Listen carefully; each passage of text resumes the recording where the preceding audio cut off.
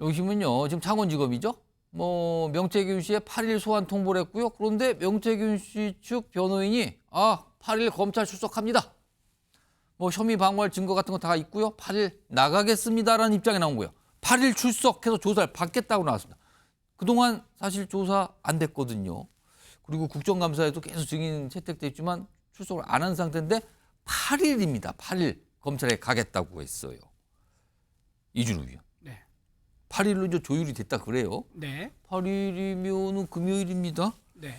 근데 그 전날이 방금 다뤘지만 7일이 윤석열 대통령 대국민 담화와 기자회견이 있는 날.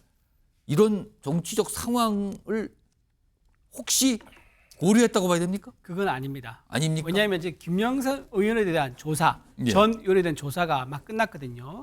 김영선 의원에 대해서 이틀에 걸쳐 조사를 받았고요. 그렇습니다. 상세한 진술을 이제 받았습니다. 그렇다면 당사자인 명태균의 입장도 들어봐야 되죠. 그렇죠. 그러다 보니까 당연히 이번 주에 하는 건 당연한 겁니다. 예, 우연히 일치로 하루 차이로. 왜 그럼 7일이 아니었을까? 7일이나 8일이나 아니 주말도 요새 조사를 하는데. 7일 다 했고 9일 다 했죠. 근데 왜 꼭 8일 하면 안 되죠? 8일도 충분히 할 수 있는 거죠. 그러니까 네. 수사 그 단계에 따라서 날짜가 네. 잡힌 거지. 그리고 그 명태균 씨 조사했지 않습니까? 예. 그러면 조사를 분석하는데도 한 며칠 걸립니다. 그렇겠죠. 어제 끝났잖아요. 그러면 오늘 내일 정도는 분석을 하고 어떻게 명태균한테 질문하지. 질문지 쭉 짜거든요. 김영선 전 의원에 대한 조사가 끝났으니까 그죠? 그걸 토대로 또 명태균 씨를 조사해야 되니. 그 질문이 300, 400까지입니다. 뭐 조사 받아보신 분 아시겠지만 3, 400까지 리스트를 만들기 때문에 시간이 이틀 정도 걸리는 거고요. 그러다 보니까 8일을 하지 않았을까 싶습니다. 그러니까 그건 특별하게 의미가 검찰 수사 단계가 지금 그렇게 된 거다라는 네. 그런 해석이신데요. 일단 명태균 씨 관련해서 최근에 무슨 증거, 그중에도 휴대폰 얘기를 본인이 막 꺼내놓은 적이 있어요. 일단 목소리 좀 들어보겠습니다. 아버지 묘소에 영장을 칠 수 있어요? 거기가 제일 안전하네. 아니 나는 저기 있다고 내가 거짓말해요. 증거인멸도 아닌데 뭐. 예, 저기 있어요. 우리 아버지 산소에. 그럼 검찰이 알아서 찾아가면 되지 뭐. 국가산단이다 뭐다 사기꾼이다 뭐다 저래 사는데 그냥 다 없애버리고 그냥 그냥 말아버리지 뭐. 뭐 싹 다 불질러버리고 말 거예요. 나는 추적으로 그런 짓 안 해. 그러니까 그냥 싹 불질러버리고 말아버려야지. 공적 대화가 뭐가 싹. 제가 아버지 산소 가는 길이야. 다 불질러러. 검찰이 가져간 건 없어요. 내가 올린 거는 다 검찰에서 갖고 있는 파일. 명태균 씨가 갖고 있다는 휴대전화 뭐 여러 개다 이런 얘기가 나오는데요. 지금 거기에 뭐 여러 가지가 담겨 있을 거로 추정이 되는 거잖아요. 뭐 녹취 등등등. 근데 지금 이게 어디 있느냐? 최근에 MBN 취재를 통해서 몇 가지 내용이 좀 보도가 됐거든요. 화면 좀 보겠습니다. 처남에게 휴대전화하고 USB. 그럼 여기에 뭔가 담겨 있는 거잖아요. 지금 파일이 담겨 있어요. 이게 지난 9월 말이에요. 처남에게 넘겼다. 휴대전화 그리고 USB 일로 갔다는 거예요 지금요. 그럼 지금 이 휴대전화 지금 어디가 있는 겁니까? 그럼 지금 일단 저기까지가 보도가 돼서 나와 있는 건데 이런 상황입니다 지금요. 검찰에서 아마 굉장히 주목하고 관심을 두는 휴대전화나 USB 아니겠습니까? 저거를 하면은 이런 상황이 지금 진행되고 있고요 지금. 이런 가운데 지난주 목요일 민주당이 당 차원에서 명태균 씨 녹취를 공개했잖아요. 그러면서 여러 가지 이제 파장을 낳은 건데 이와 관련해서 민주당에는 추가적으로 뭐가 더 있습니다. 그리고 국민의힘에서는 뭔가 또 문제를 삼고 있어요. 그 상황에 대해서. 일단 들어보겠습니다. 확보라는 표현은 잘은 모르겠습니다만 아무튼 그 국민 여러분께 그때 그 당시 공개했던 그 녹취 이외에도 많은 자료가 있는 것은 사실입니다. 공개를 할지 안 할지 그리고 어떤 방식으로 할지 어떤 내용을 할지 그것은 좀 상황을 봐가면서 정무적인 판단이 있을 거라고 봅니다. 통신비밀보호법은 타인 간 대화에 대한 불법적 도청과 녹음을 금지하고 있습니다. 운전기사 김 씨가 통화를 몰래 녹음하고 누설한 행위, 이를 민주당 박찬대 원내대표 등이 공개한 행위는 모두 현행법에 저촉되며 이를 알면서도 민주당이 제3자의 불법 녹취를 불법적으로 공개한 것은 윤 대통령 탄핵을 위한 선동에 미끼를 던지고 이재명 대표 유죄 선고로 인한 11월 위기설을 타개하기 위한 것입니다.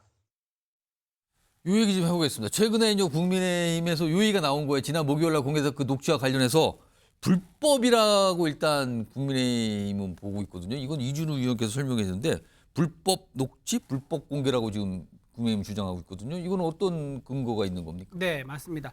이게 당사자끼리 녹음한 내용이 아니면요. 제3자가 당사자 몰래 녹음한 걸 공개한 것은 통신비밀보호법에 저해가 돼가지고요.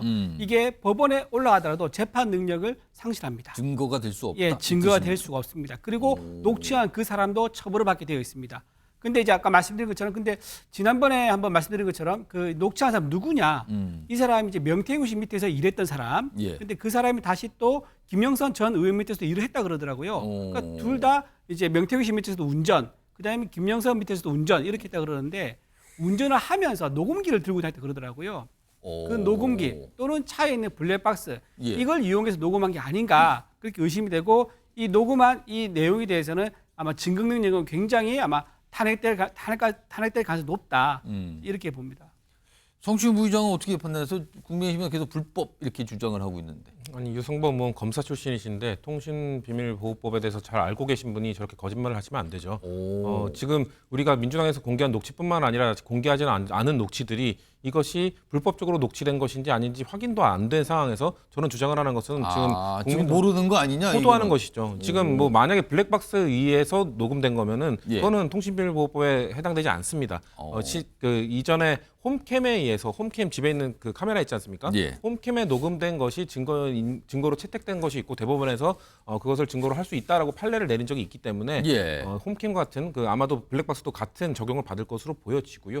그리고 명태균 씨가 본인이 녹음한 것을 수도 없이 들려주고 다녔다는 얘기가 있었기 때문에 예. 만약에 그것을 녹음한 것이라면 그러면 그건 또 통신비밀보호법에 해당되지 않습니다. 그렇기 때문에 지금 민주당에서 공개한 녹취가 어떤 녹취인지도 알지도 못하면서 저렇게 말씀하고 계신 거는 저는 지금 국민 그 여론을 호도하는 것이라고 말씀을 드리고 싶고 지금 국민의힘이 해야 되는 것은 이 녹취가 불법이냐 아니냐를 말할 것이 아니라 지금 창원지검이 늑장 수사를 하고 있는 것. 지금 국민의힘이 명백하게 지금 명태균 씨가 다 거짓말을 하고 있다고 확신한다면 예. 창원지검 뭐 하고 있냐? 지금 빨리 구속 수사해서 빨리 지금 물증을 확보해라. 지금 사실 선관위에서 창원지검에 수사 의뢰를 한 지가 11개월이 지났는데 9개월 동안 이걸 거의 방치해뒀거든요. 예. 수사 검사가 공석인 수사과에 배치해서 9개월 동안 수사를 아예 못하도록 했습니다. 그렇기 때문에 지금 늑장 수사를 하고 있는 창원지검에 대한 압력이나 이런 비판을 해야 되는 국민의힘이 이것이 불법이네 아니네 이것을 논하고 있는 것은 참 한가해 보인다라는 말씀드리고 싶습니다. 한가해 보인다고 지금 지적을 해주셨어요. 녹취한 거에 대해서요. 지금 추가 녹취가 더 있다고 하지만 저희가 알고 있기로는 민주당에서 추가 녹취가 있었으면 진작에 공개했을 것이다. 왜냐하면 지난주에 녹취하면서 크게 파장을 일으켰거든요. 예. 여기에 대해서 전 언론이 집중 보도를 했습니다. 그런데 월요일에 왜 한 주가 많은 월요일에 왜 공개를 안 하죠? 계속 공개를 하면 더 파장이 더 커지고 더 이목을 집중할 수 있지 않습니까? 그리고 또 지난주 주말 같은 경우는요. 거리 시위를 했습니다. 서울에서 거리 시위했는데 목표했던 인원이 한 3만 명이라고 그래요. 예. 그런데 실제로는 경찰 추산으로는 그 절반 정도밖에 안 왔습니다. 아. 그렇다면 녹취를 더 공개될 사유가 근데 충분한 오늘 거죠. 일부를 좀 공개하긴 했다는데 네. 그 내용에 대해서는 뭐 아직까지 잘 어떻게 평가가 그렇죠. 나오진 않고 그러니까 이게 있어요. 의미가 없으니까 이제 보도관한테 평가가 안 되는 아. 거죠. 더군다나 더 이게 왜 이제 저는 그 말 되냐면 박찬대 원내대표가 뭐랬냐면요. 녹취 파일은 최근에 입수한 게 아니다 그랬어요. 오. 진작에 가지고 있던 거랬거든요. 그러면 그 긴 시간 동안 충분히 분석이 되어 있을 것이다. 그리고 그중에서 의미가 있는 것만 이미 골라서 공개할 걸 준비해놨을 거다. 근데 결정적인 걸 뭔가 중요하다는 거 왜 안 내놓냐 안 이 내놓는 말씀이에요 거면- 지금요? 그러니까 안 내놓기 때문에 없다. 더 이상 없다. 이렇게 저는 보고 있는 겁니다. 지금 뭐 알겠습니다. 국민의힘에서 없다고 믿고 싶으신 거겠죠. 아 믿고 뭐 싶은 거 아니냐? 예, 없는 그래서 거냐? 저희가 그런 다음에 공개를 하면 또 어떻게 하려고 저렇게 말씀하시는지 지금 민주당에서는 지금 굳이 이거를 다 민주당이 지금 이 녹취를 하나씩 공개하는 이유는 왜 한꺼번에 공개 안 하냐고 지금 얘기하잖아요.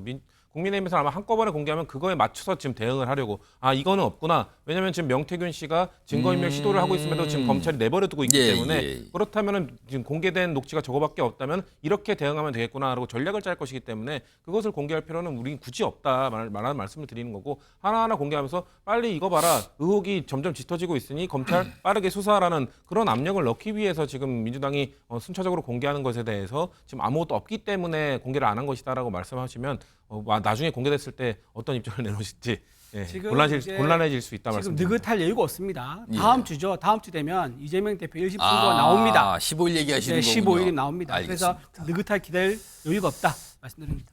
알겠습니다. 지금 민주당에서 계속 이걸 갖고 있는 게 많이 있어요라고 계속 얘기를 하고 있고 이쪽에서는 아니 그거 뭐 갖고 있는데 다 내놓지 않는 거 보니까 뭐 없는 거 아닙니까? 약간 이런 반응들이 좀 맞서는 거예요. 이런 상황에서 한동훈 대표가 오늘 국민의힘과 민주당에 대해서 각각 다 거론을 했어요. 여당과 야당에서 거론한 건데 오늘 당원들과 만나는 자리가 있었거든요. 여기에서 나온 말입니다. 들어보시죠. 우리가 이기지 못하면 한탕주의 선동 세력, 범죄를 무마하려는 민주당 세력들이 이 나라를 망치게 될 겁니다. 이기면 좋다 아니고 우리는 반드시 이겨야만 하는 겁니다. 이기기 위해서 변화와 쇄신해야 합니다. 변화와 쇄신을 하지 못하면 우리가 지고 우리가 지면 나라가 망합니다. 자, 요거 좀 나눠서 좀 제가 질문 드릴게요. 이준우 의원께는 여당과 관련된 부분. 쇄신을 못하면 우리가 진다. 뭐 뒷부분에는 야당으로 뭐 정권에 넘어간다 이런 취지인데 쇄신을 못하면 우리가 진다. 여기서는 대선을 얘기하는 것 같거든요. 아무리 봐도. 네. 어떻게 들으셨어요? 쇄신을 못하면 당연히 질 가능성이 높죠. 예. 예, 쇄신을 못할 그 당연한 얘기를 하는 거고요. 그다음에 그럼 쇄신의 기준이 무엇인가? 그 한동훈 대표의 쇄신의 기준인가? 우리 당이 전부 다 공감한 쇄신의 기준인가? 또는 이제 차세대 대선 후보와 서로 교감이 된 쇄신 기준인가? 거기에 대해서는 전혀 얘기가 없습니다. 또 하나, 이거 하나로 해결된 게 아니고요. 당정 갈등을 해결하지 못하면 우리 진다. 사실은 이게 더 중요할 수 있습니다. 역대 정부에서요. 차기 대선 주자가 또는 직전 당 대표가 예. 대통령과 싸워가지고 갈등해가지고요. 정권 재창출한 역사가 없습니다. 단 한 번도 없습니다. 이제 비록 뭐 갈등이 있고 견제가 있고 쓴소리를 하더라도 서로 당 대표와 대통령이 신뢰가 있을 경우에만 정권 창출했었거든요. 그걸 꼭 반면교사 삼아야 한다. 그 말씀드립니다. 정치부 부장님, 민주당 부분도 있어요. 그러니까 여당이 쇄신을 못하면 지고 대선에 지고 그렇다면 야당으로 정권에 넘어가고 민주당 세력이 나라를 망칠 거다. 그리고 뒷부분 민주당 세력이 나라를 망칠 거다. 이거 어떻게 들으셨어요? 뭐 한동훈 대표가 저렇게 발언을 세게 하는 것은 아무래도 지금 변화와 쇄신을 요구하면서 여당 내에서 좀 투쟁을 하다 보니 지금 정책성 공격을 받고 있지 않습니까? 지금 야당의 목소리를 계속 받아 적고 있다. 야당의 목소리를 대변하고 있다라는 공격을 받다 보니 그런 예. 좀 정책성을 분명히 하기 위해서 좀 발언이 세진 부분도 있을 것 같고요. 근데 사실 저런 나라가 망한다. 민주당이 집권하면 나라가 망한다. 이거 2년 전에 대선 때 많이 듣던 얘기거든요. 그렇게 해서 나라가 망한다고 해서 지금 국민의힘이 정권을 진 다음에 지금 국민들이 어떻게 느끼고 있을까요? 지금 윤석열 정부가 나라를 잘 살리고 있다고 느낄까요? 오히려 반대로 느끼고 있을 거라고 생각하기 때문에 저는 그래서 한동훈 대표가 민주당에 대해서 저는 이해하는 부분도 있습니다만 지금 제가 봤을 때는 나라가 망해가고 있는 걸 막기 위해서 윤석열 정부에 대한 변화와 쇄신을 좀 더 강하게 얘기하시는 것 그것이 필요하지 않을까? 거기에도 좀 더 집중하는 것이 좀 필요하지 않을까라는 조언을 드리고 싶습니다. 오늘 한동훈 대표의 이야기에서 두 분 다 약간 살짝 쓴소리를 하셨어요. 지금요. 근데 저는 이제 예. 나라가 망할 거다. 이제 거기에 대해서는 좀 일정 공감을 합니다. 지난 정부 문재인 정부 때죠. 그때 예, 국가 부채를 문재인 정부 5년 동안 600조를 만들었습니다. 근데 기존의 부채가 500조였거든요. 그 500조는 이승만 정부부터 박근혜 정부 다 합한 예. 그 부채였습니다. 부채가 많이 늘었다. 네, 엄청 늘었습니다. 그래서 민주당 정권의 지난 보여준 성과를 보면은 나라가 망한다는 걸 어느 정도 공감할 수 있다 말씀드립니다. 또 한동훈 대표의 그 얘기는 공감하신다. 이 말씀을 덧붙여 주셨어요. 알겠습니다.